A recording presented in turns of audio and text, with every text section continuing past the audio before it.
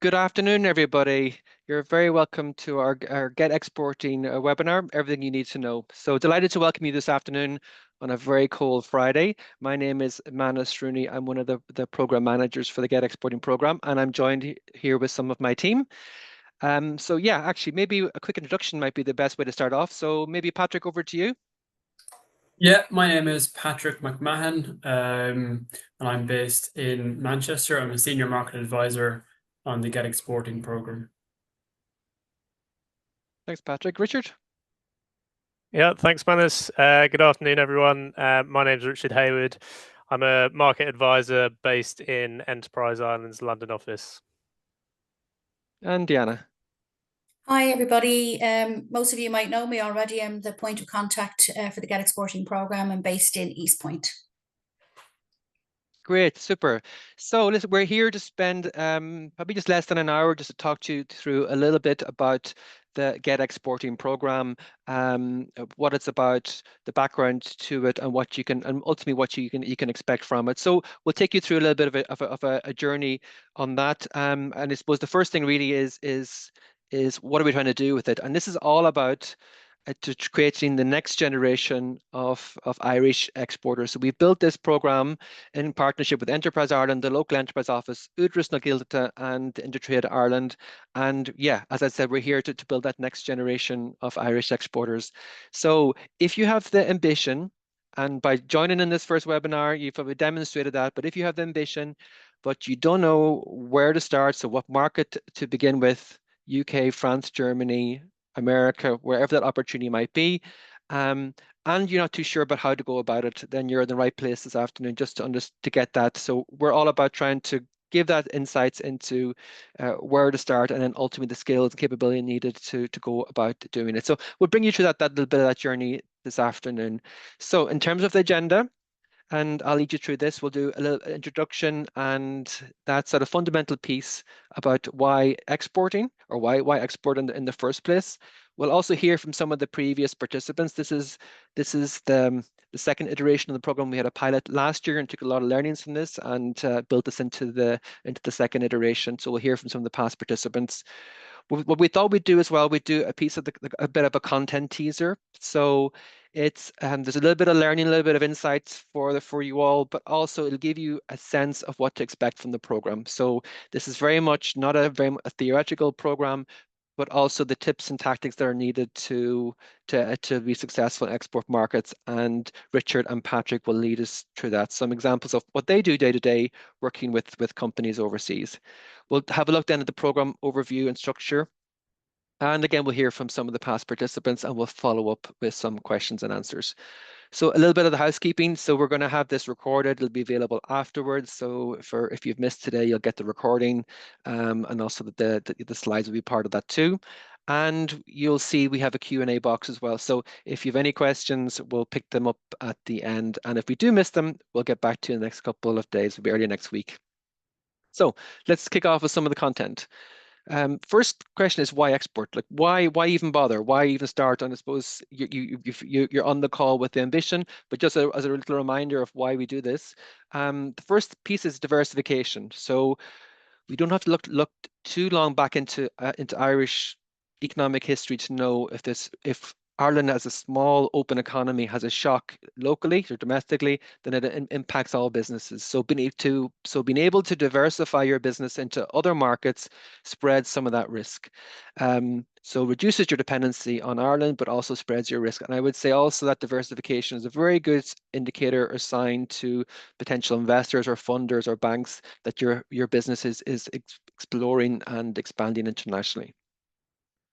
So increased revenue. So Ireland is a small market. We are 5 million people. 5 million people is probably about the size of the greater Birmingham area, the size of Scotland. So really the market here is quite small for a lot of products and services, and overseas there's a huge opportunity to take advantage of. And that's probably the biggest reason why a lot of companies will look to export is to tap into that export opportunity or the new markets, new customers. It also drives economies of scale. So if you have production machinery, you have people, you're able to sweat those assets, get more out of them. drive economies of scale, build efficiency in your resources, maximize your resources, and then improve margin. Enhanced knowledge. So we find as well that overseas there's a number of real centers of excellence. So by tapping into export markets in particular sectors overseas, you get yourself exposed to real centers of excellence. So if you're selling components into the automotive industry and you're looking at Germany, the larger ecosystem there will raise your knowledge and understanding of the market, what the market is looking for, on the basis that these ecosystems thrive in some of these other markets.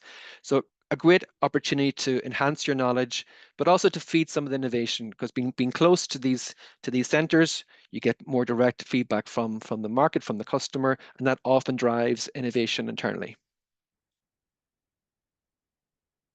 So then the last piece of that is competitiveness. So it builds resilience in your business by differentiating yourself and diversifying into other markets. It builds competitiveness, builds resilience into the business locally, being able to withstand some of those external shocks. And then it strengthens your market position. So not just a domestic player, but also an international player with a greater market share. So all very positive indicators for businesses, and also, as I mentioned, if you're looking to go to raise some external finance or funding. So why export? I thought we'd do a little bit of the insights from the previous participants. So we're going to start at the very beginning here with Miss Rio. So I'll just play the video.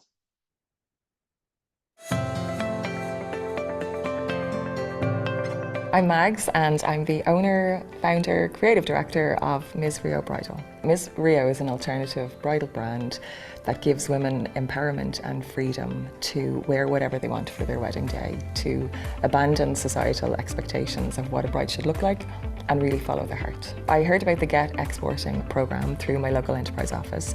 They would send out kind of, circular emails of different events and programs and seminars that they have coming up. The value from the program was just immense. You're given the space and the direction to think about your business in a way that you've probably never thought about before. Each in-person workshop was building towards creating this export plan with your mentor. You had to examine every part of your business, from your sales channels to your marketing to logistics to what areas, what other markets that you wanted to enter, and have a good reason as to why and what path you were going to take to get there. So you came away with a really solid plan. Following the program, we embarked on an entire relaunch and rebrand of the business. What was kind of coming through during the program was that our brand positioning and even our brand colours just didn't really suit the direction that we were going in. We were about to launch a really kind of exciting collection called Daughters of Ireland. So it just brought about kind of a whole breath of fresh air into the company and excitement, on the next chapter.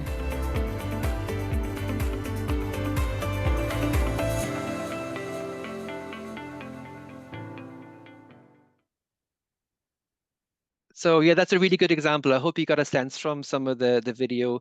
The end there was our alumni event that we had in Dublin back in October, and it was a real celebration of the journey the companies had gone on as well. Hope also you got a sense that this is not a theoretical exercise. We're getting people together, they're sharing their stories, and then sharing together their own journey as an alumni group, as a network, as they embark on their first steps internationally. So that's also a very powerful part of the program. So now let's have a look about some of the content. So I'm going to hand over to my colleagues now in 1 second, but we're going to have a look at building that business in international markets. So this is an example of what you will experience as part of the program. The not just purely just the theory, but actually the how of doing this. So back to that key core remit of where to start and then how to actually go about it. So we share some of the insights that the agencies would have had over the last many decades of how to go about doing this overseas. So I'm going to pass over to both Patrick and Richard to take us through the next part. Thank you. That's great. Thanks, Manus. Give me 1 second. I'll just take over and share my screen, and then I'll let Richard take over the presentation.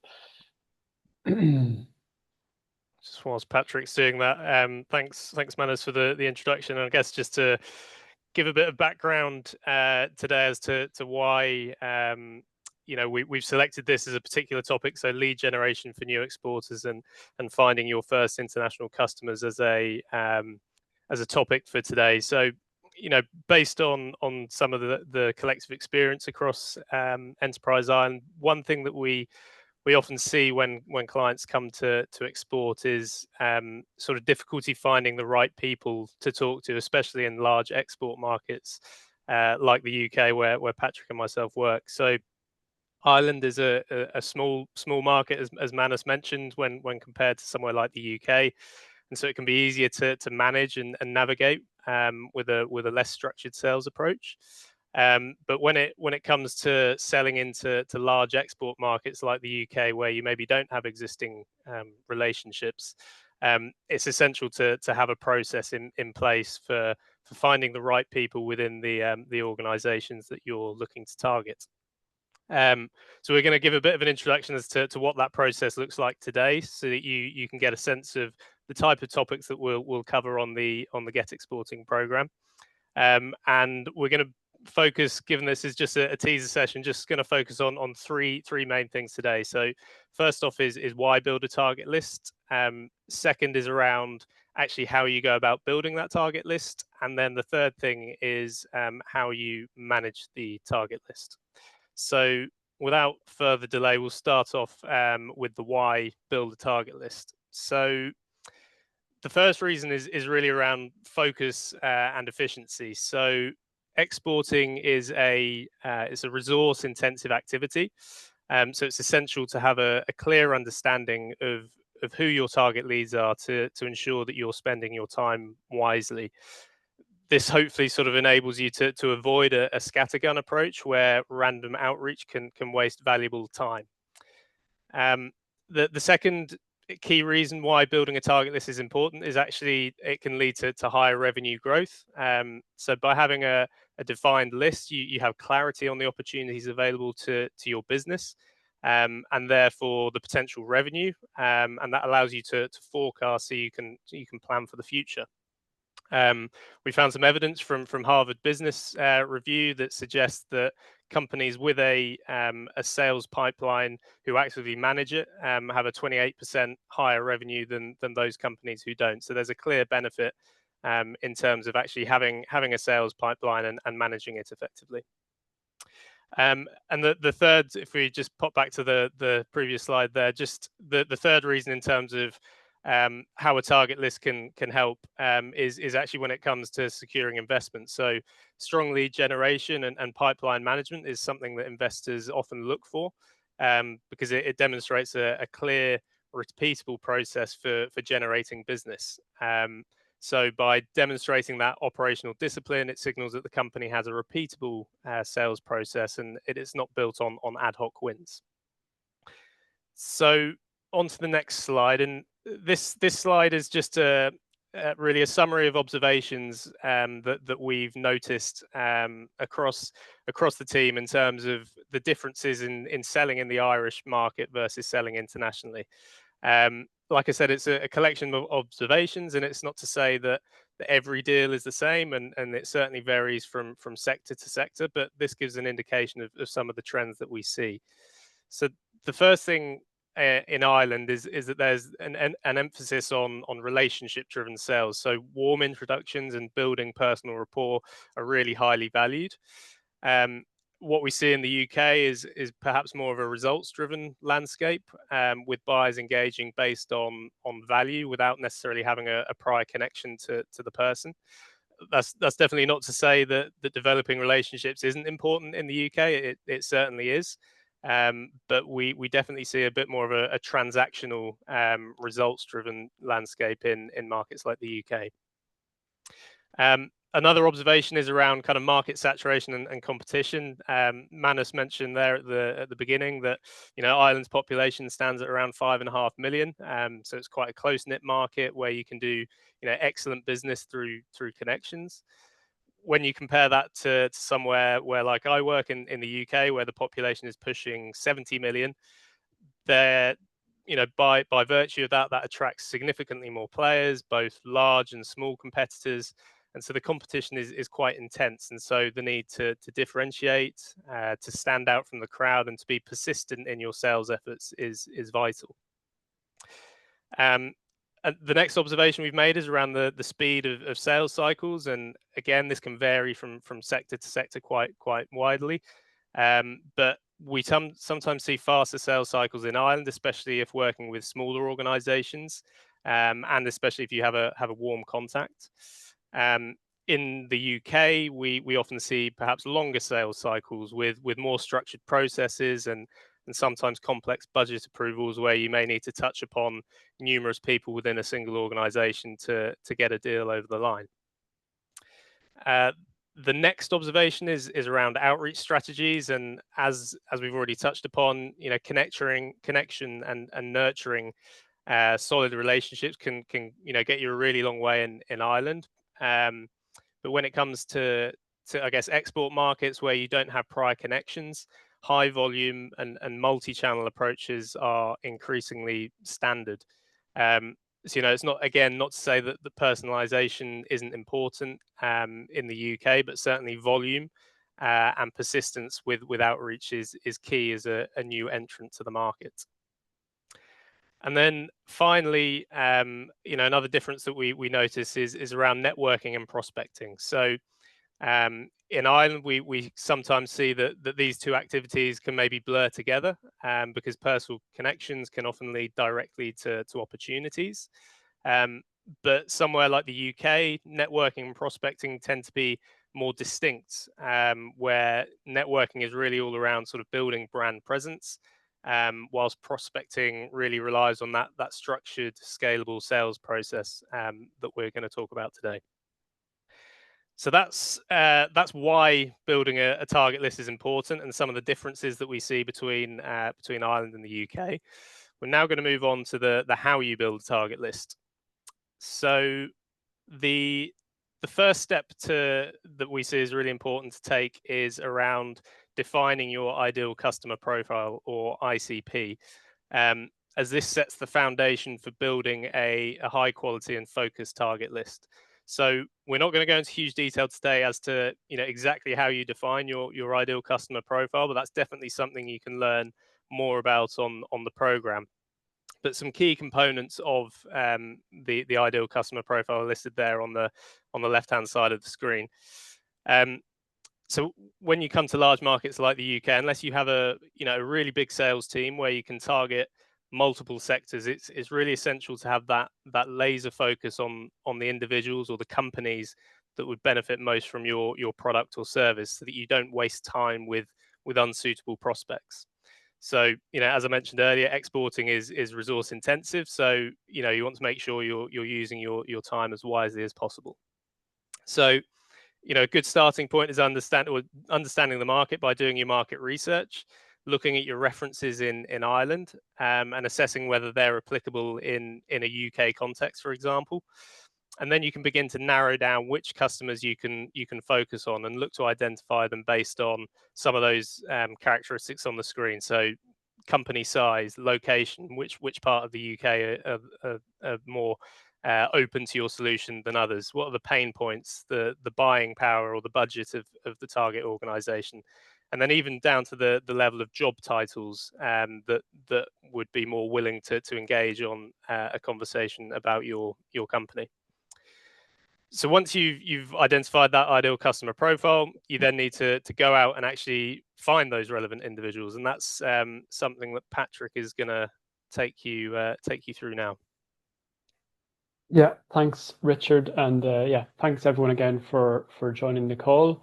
So yeah, as Richard has said, whether it's the UK or the US or Germany, each sector is massive, and there's so many people out there that you can target, and often people will come with a plan, and they have a target. They want to target a certain group of people, but they don't know how to take the next step. So how do we actually find these people? How do we find the names? Again, in Ireland, sometimes you can make those connections more easily because of the population and the smaller market, which is fantastic. But coming to a larger market, you've got to start using tools to find those people that you don't already know. So as you can see here, there are a number of different solutions that you can use. ZoomInfo, Lusha, Apollo is very good for getting contact details for people off LinkedIn. But the one I'm going to focus on today, and I would say it's the kind of very basic one that most companies, all companies should have if they're looking to export and come into a new market, is LinkedIn Sales Navigator. So it's the sales version of LinkedIn. I think currently it's around €120 a month. But I think like a fantastic investment, and I would even go as far as to say you're kind of doing business with one hand behind your back if you don't, if you haven't got a tool like this. So I'm going to do a quick demo. This is where things could go wrong against my better judgment, but I'm going to try and do a quick demo of the tool just to show you how quickly and how easily you can find the people that you're trying to target in your chosen market. So I'll come out of the presentation and I'll come in here to, so this is Sales Navigator. This is the home page that you'll see. You'll see across the top here, you have different tabs you can click on. Accounts is for companies, so you can actually follow different companies and get updates through to your email on companies that you're targeting.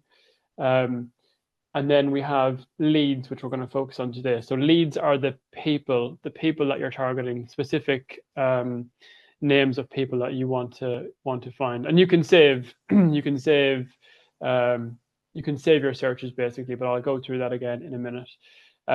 So we click on lead filters, and again, if you're using this already, brilliant. If you're seeing it for the first time, like any new system, there's a lot to see there, and it might kind of be a bit bamboozling, but it's really quite easy once you get the hang of it. Once you've used it for a week or two, it's really quite intuitive. As you can see here, there's a number of filters that you can use to find the people that you want in the market. But I'm going to do a couple of quick searches just to show you how quick it is, and then how you can use that search. So I used to work with tech companies mainly, targeting human resources. So if we just do a quick search here of, let's see, head of human resources.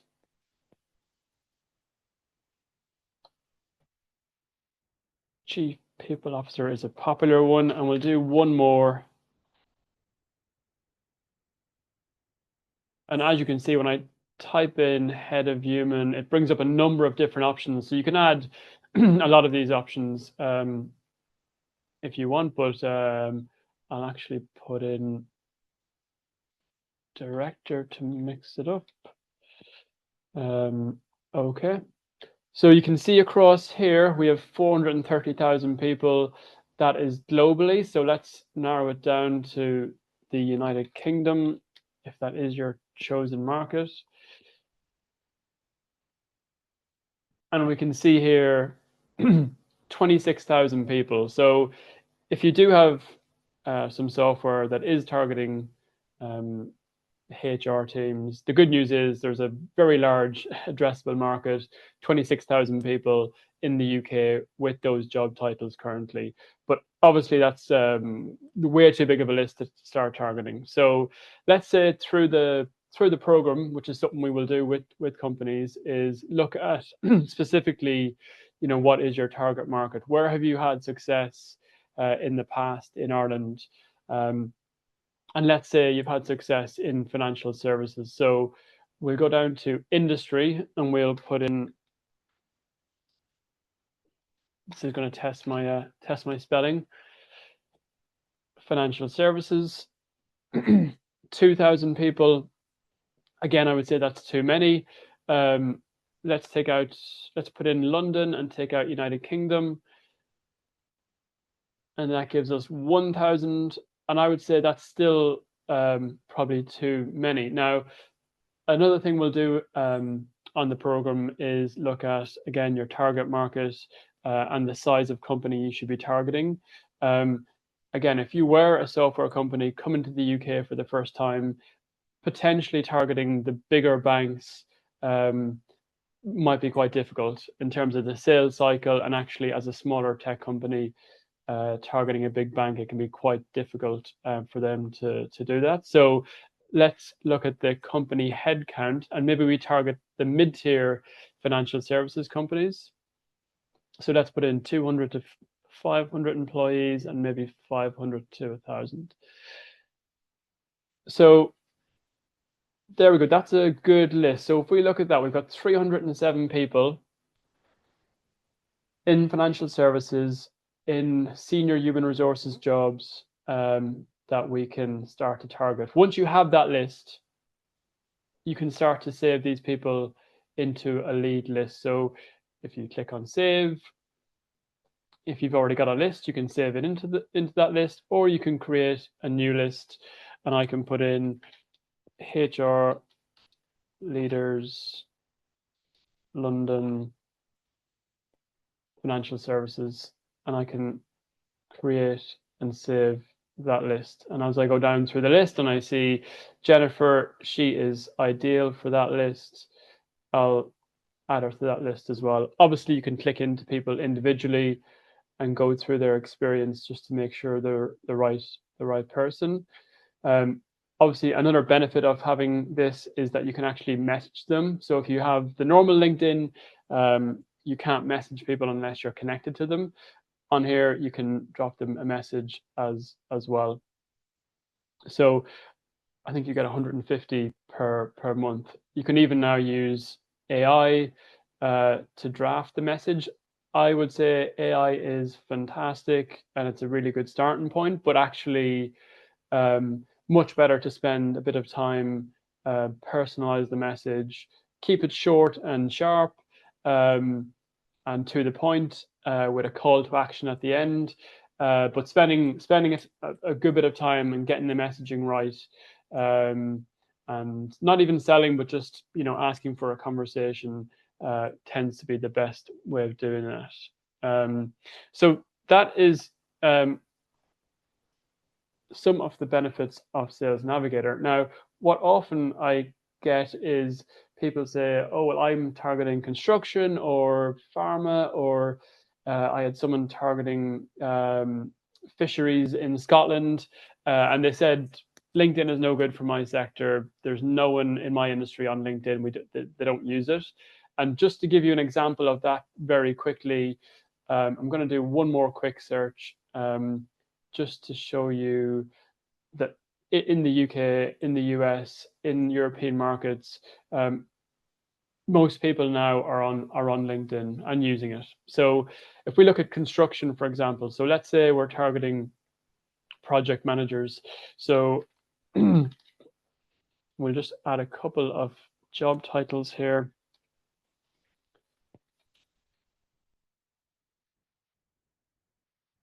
We'll add one more, maybe. So technical lead project manager we'll go with.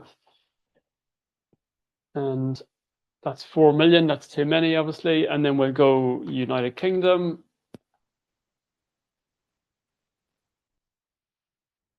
And we're looking at the construction sector.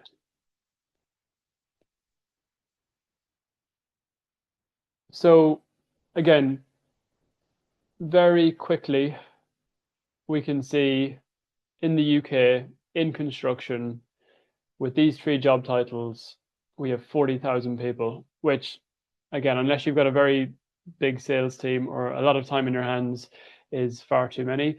But let's say you are targeting a certain area of construction. Let's say it is data centers, which obviously at the moment we've seen quite a lot of companies targeting that ecosystem. So you can put in keywords. So let's put in data center and see what that does to our list. So that gives us 264 people, which I would say as a start is a great list to work off. And again, you can save those into a lead list and start to message them directly as well. So that is a whistle-stop tour of Sales Navigator. Again, if you are using it, fantastic. If you're not using it, I would definitely give it a go. It will really elevate and expedite the process of having those conversations that you want to have with people. So we're just going to go back to our presentation. And it's brought me back to the start. So there are the tools. We're looking at now, how do you manage that target list? So you have all these names, you've invested in Sales Navigator. What next? First of all, why manage it? It's maybe self-explanatory, but first of all, it gives you that visibility. So you can quickly see the names, the companies, and the people that you're targeting for growth in your new market.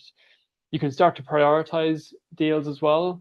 If you're managing this list, you can start to see the potential deal value and prioritize the higher deals.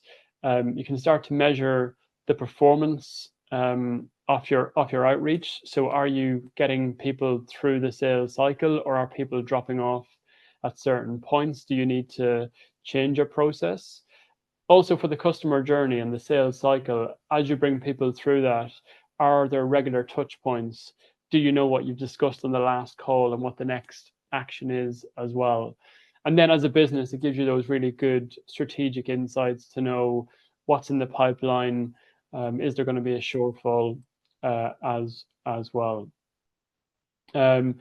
Generally, I think having a good list of people, it depends on your sector, it depends on your industry, and depends on how many new customers you need in a certain region. So for some people, it could be a list of 200 or 300 people, and for others who just need 1 or 2 new customers, it might be a list of 50 people, say in certain industries like telecoms, for example. Even pharma, it might be less as well.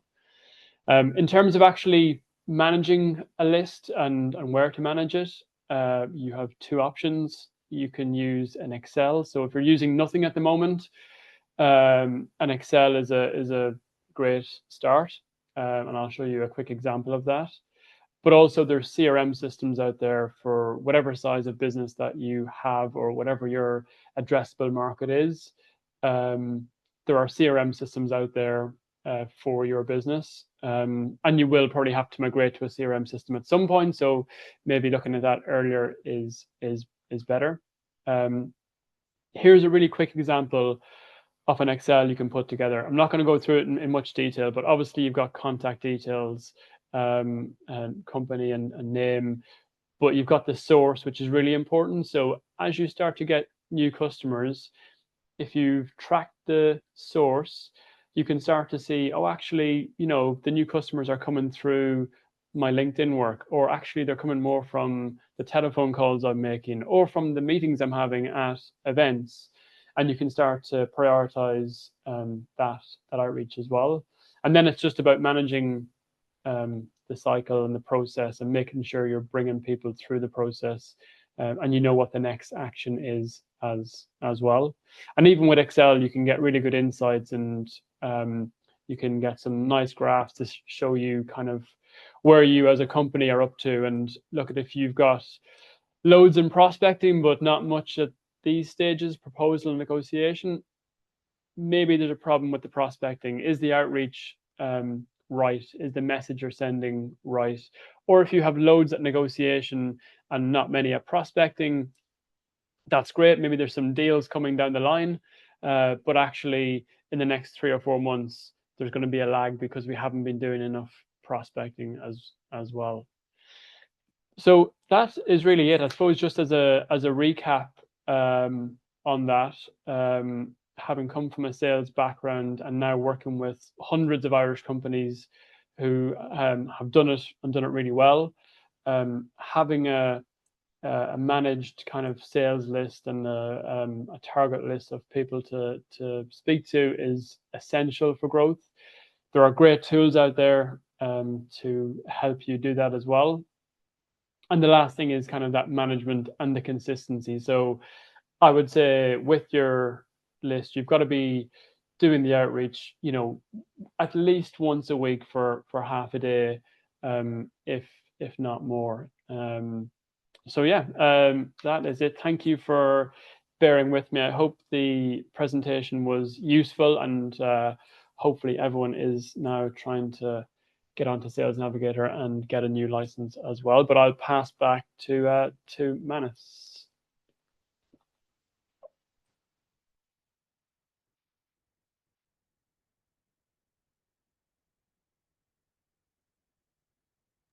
Thanks, Patrick. I'll just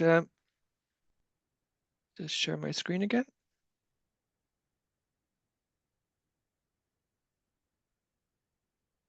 Yeah, so thank you for walking us through that. It's a good example of some of the experience, and like when you're starting in new markets, you don't need to spend a lot of money on fancy tools and software, and if it something as simple as LinkedIn Navigator, and there's also other variations of that as well, but just to support that first step, and then right down to an simple Excel to manage it. But it's a good example of some of the practical things that will bring you through as part of the program. So we might come back, Patrick and Richard, with some questions towards the end, and we'll cover it off then. So just in terms of that, I'll walk you through a bit of the program overview and how it's structured. But first thing is around, with this on.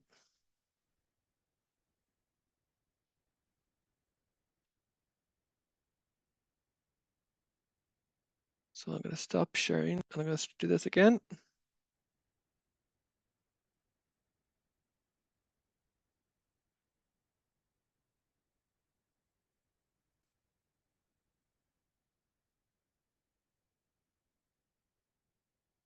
So the program objectives, just to give a sense of what we're looking to achieve from the overall program.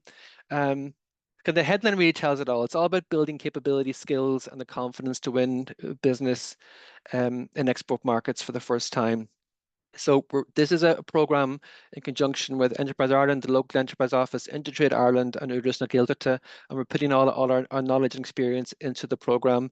So we understand that going international for the first time can be quite a daunting. There's a lot of new things. There's going to require sort of changes to the business, changes to how you actually approach things, and also testing the assumptions you have from an Irish perspective, then internationally. So the program is there to support you with that. So it's a fast track way of doing it. You can do this, of course, yourself on your own, but it brings companies together in a structured way, combining both experience from mentors and advisors and the program itself. We assess the business and the company's export readiness, which is a part of the program that really just to understand what are the building blocks needed to export. And we provide that in a structured export journey with one-to-one advice. So there's a start, there's a middle and an end, and there's some flexibility in there, which I'll come to later. So we also look to build in the validation, and we call sort of in-market insights. So we bring that early into the journey to make sure that whatever you're planning, that's been validated and tested internationally or overseas. And we build, as part of it, is this export plan, which needs to be practical and action orientated. So this is not about building or creating something that's a very nice looking document that sits on a shelf. This is about creating something that actually can be actioned and worked through. So the Get Exporting program itself, there's a number of sections or modules to it. We have export readiness at the start. We have a big piece around export skills, capability building, and the last piece then is in about market testing. So the readiness element, we look at the suitability of the business, because not all businesses have the natural characteristics to scale internationally. So we look at the suitability of the business. We look at ambition. I mean, you're taking the first step today to be part of this webinar. We also look at then the business in terms of the gap analysis. So what is maybe some of the enablers or some of the blockers to scaling internationally. And then also the operational capacity. So this comes down to ultimately people and funding. So are the people there available to take some time away from your domestic business to look at the international side of it? And also is the funding there as well? The next part of it is all about capability building. So a lot of this will make a lot of sense to the attendees is on the export start. So we're looking particularly at the pricing. Does pricing need to change? What is the legal context? The legal implications of the product and service internationally. It plays into the regulatory side. Value proposition is a key one because you'll have that developed already for the Irish market. But then the question is, do the same assumptions apply internationally? And then a big part of that, of course, is the market selection and prioritization. So companies, particularly SMEs, they don't have the resources to take on the world, but what is the lower hanging fruit? What is the market that will give you the greatest potential in the short run? So that's all about market selection and prioritization. So we recognize that there's opportunity everywhere, but there's limitations on the business that we look at to see which is the most advantageous market to start. So the advanced modules then look at some of those other sort of soft skills. Patrick and Richard talked about lead generation, pitching and selling negotiations. As you build your export plan, these are things that help you execute it. And the last part of that then is the in-market testing and validation. And this was one of the key feedback points from the last program, where the sooner we can bring in that in-market insights as you're building your export plan, the better the outcome. So we, as two parts of this, we'd look to get that feedback from overseas. Is what you're presenting or what you're working through, does it make sense from an international perspective? And we have experts and advisors in market then to test those assumptions.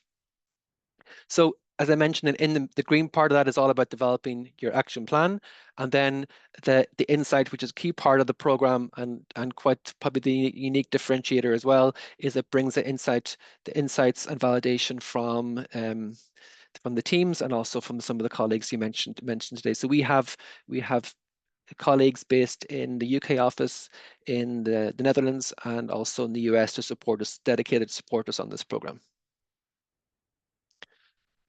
So the next kind of question is how we do it, and then kind of how long. So just so you understand really what you're committing to or what the journey looks like. So as I mentioned, we have export readiness, export skills, and capability building, and the market validation. So how we go about doing it. Readiness is done. It's over with a one-to-one with an export advisor, and that's done over a call, and that will assess some of the issues I mentioned earlier on. We do the skilled capability building, and we recognize that obviously businesses are active in their own domestic market, working through their own priorities. So we've done a hybrid approach to this. So for the export start stage, there's webinars, there's one-to-ones with export advisors, and we're also creating tools and templates, market study visits, and that will be as needed. The next stage is the advanced stage, and we have export webinars, one-to-one export advisors, and again, and tools and templates. So that will incorporate actual conferences and workshops in person. So we have a mixture of hybrid and in person. So the in-market testing and validation, that's a key part of the program where we'll bring in the assistance from the market experts and overseas team to give some validation and some guidance around some of the assumptions that you're making. So in terms of the duration, the 1 hour for the export readiness, we do the export start over 10 weeks. The validation then as part of that, that'll involve a conversation over and back up to 4 weeks. And then the last part of that then is the export advance, which is 8 weeks. So the final part then is when you have your export plan, you're bringing the export plan to market for further testing. And again, that can take up to 12 weeks. So depending on where you start in the journey, and that's one of the key features of the program, is there some flexibility built into this as well. So depending on where you are, you may already have an export plan developed, and then you can jump to different stages of the program, or you might be just starting in the first stage and you might jump into the export start stage. So there is flexibility built into the program, but overall it can take up 7 to 8 months, but that really depends on an individual, and we'll do that assessment as part of the export readiness. So who can apply? So it's open to any manufacturing or internationally traded service business. So if you're manufacturing products, or if you're in the services industry that's been traded overseas, then that is perfect for the program. And it's a multi-agency. So as I mentioned, any of the agencies where you're potentially a client of, the local enterprise office, Enterprise Ireland, or Uterus can join the program, or indeed if you're not affiliated to any of those agencies, you're also able to apply for the program. So also one of the key criteria is this program is for new or very early stage companies. So this is for companies that have less than 10,000 per annum in any export market, and that includes Northern Ireland. So if you're a business that has less than 10,000 exports per annum, then this is the program to certainly have a look at. And the last point there is, in terms of food and drink, the program does not cover the food and drink sector. In that case, then we would forward companies to the Borbia program, their export accelerator program. So that will cover off food and drink companies. So we're going to hear again from another client. So this one's a little bit different. This is Ed from PEMCAS, which is a engineering company based in Limerick.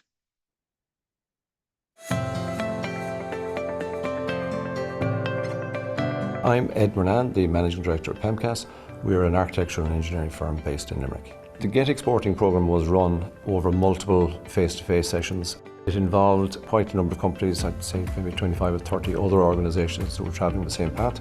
They started asking you why do you want to do this? So it was kind of a little bit of existential kind of, who are you, what do you actually do, where do you add value, why do your customers do business with you?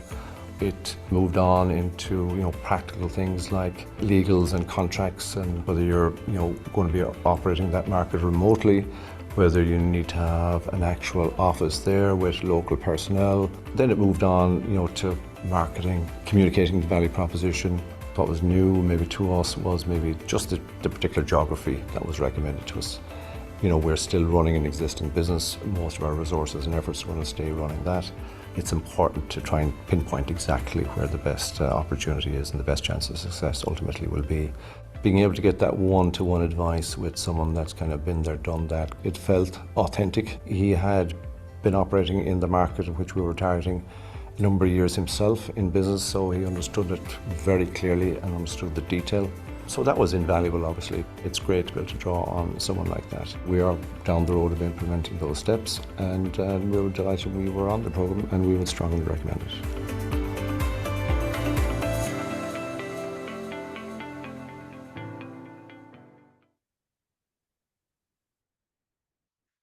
Okay, that was Ed from PEMCAS, and I'll just give you a little bit of the insights into how to actually apply. So we have a dedicated campaign page, and hopefully this will work. So we have the campaign page called Get Exporting, and from here you can see some of the PR and digital that's happening online at the moment. So if you scroll down, there's a button here called Register Interest. If you click on that, there's a quick number of questions around the eligibility check, and that will be sent in to the team then to process or to move forward with. So you can click on the register interest there. There's also a link above that as well called Learn About the Program, and that gives a little bit more detail about the structure of the program and what you'll get out of it in terms of the journey. So that's all available online. It's something also that you could, if you wanted to, you can share with. And also that there's some more videos towards the end. We didn't actually see the campaign page, Manus, just how to apply. How to the play. Okay. Yeah, that's perfect. If that's yeah, and then if we can quickly go into the That's where you can access some more information on the program from that link. And I'll quickly go into the expression of interest. So click register interest, and there's a very short form there to fill out, and then Deanna and the team will come back to you on that. So just in terms of what we're the program, we're currently in the final developmental stages of it, and the program is looking to go live in Q1 next year. So it's we're looking to gather the interest at this stage with a Q1 launch 2026. So this is something that'll be perfect for the kickoff in next year for your activities. So I think that we're coming to the end.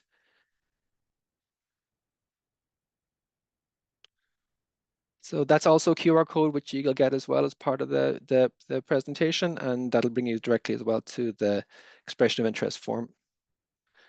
So that brings us to the end, and we'll look to try and answer some of your questions. So I'm going to stop sharing, and we can have a look at some of the Q&A if there's any coming through. We've 3 or 4 questions there.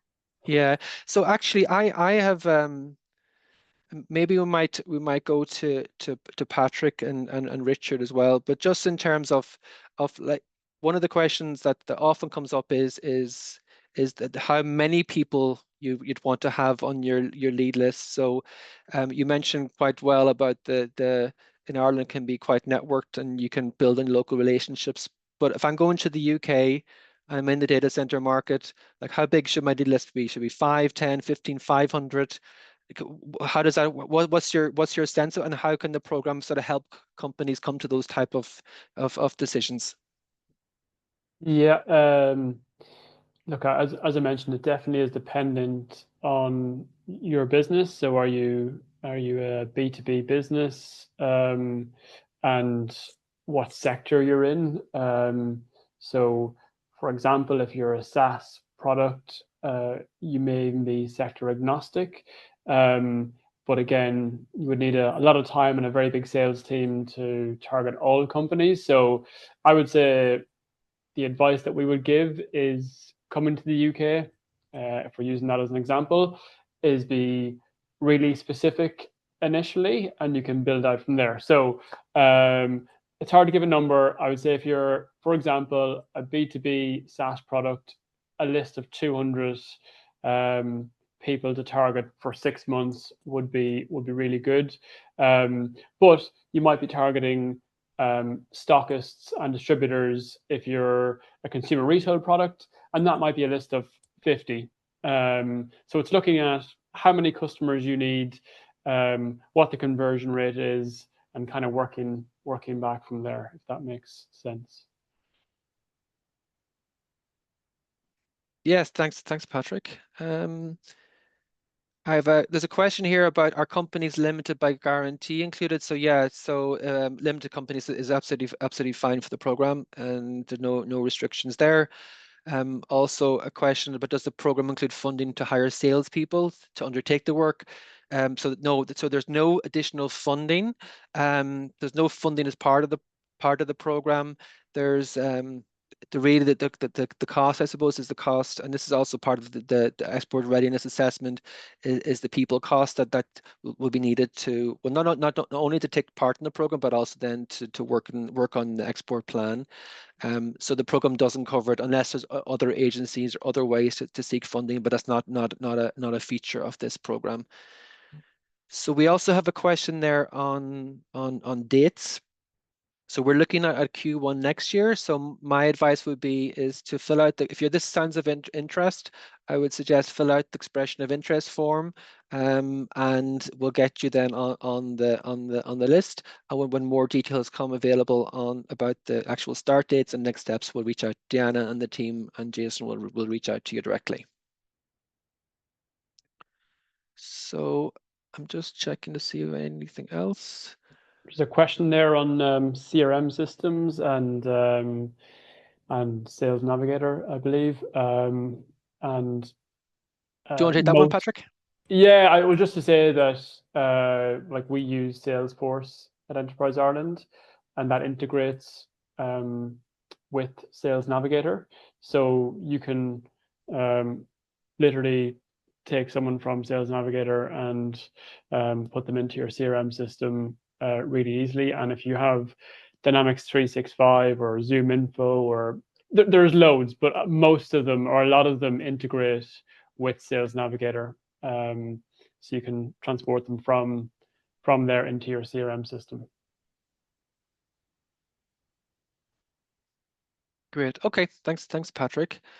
So I think that's it for questions. We're just 4 minutes to 2, so it's a good chance for us to wrap up. And so I think all that's left for me today to say is thank you for joining us. Thank you for hearing about the program. If you have any questions, you can reach out to getexporting at enterprise-ireland.com, and we'll get back to you by email.